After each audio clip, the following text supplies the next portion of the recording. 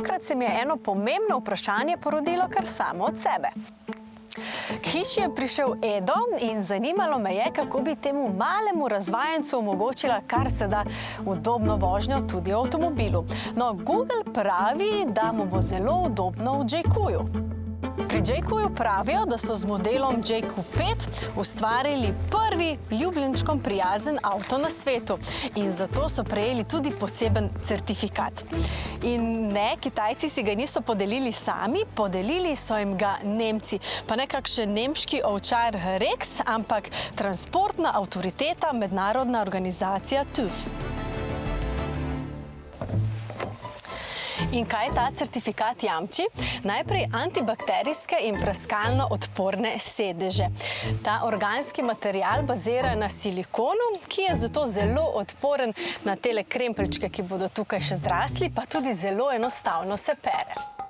Ti sedeži so morali prestati kar 32 posebnih laboratorijskih testov, ki so potrdili, da so natančno dvakrat bolj odporni in trpežni od običajnih sedežev, obenem pa njihova tekstura ostaja dovolj nežna.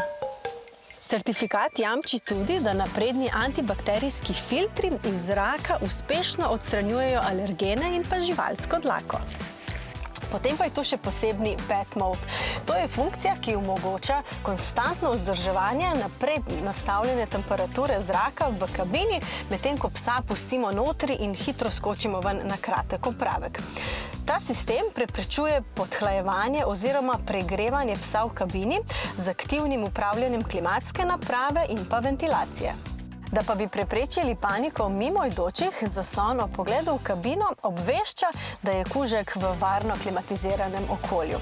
Vseeno pa ne priporočamo, da psa predolgo puščate v vozilu. Ta kužkom prijazni paket bo postal standard v vseh Jaycujevih avtomobilih, kar potrjuje evropske načrte te znamke. Saj veste, na Kitajskem takšni hišni ljubljenčki še niso tako zelo udomačeni. Tam boste prej srečali kakšnega robotiziranega.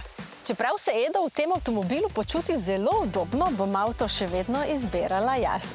Je pa res, da izgleda zelo obetavno. Sicer pa se vam javimo tudi z daljšim testom.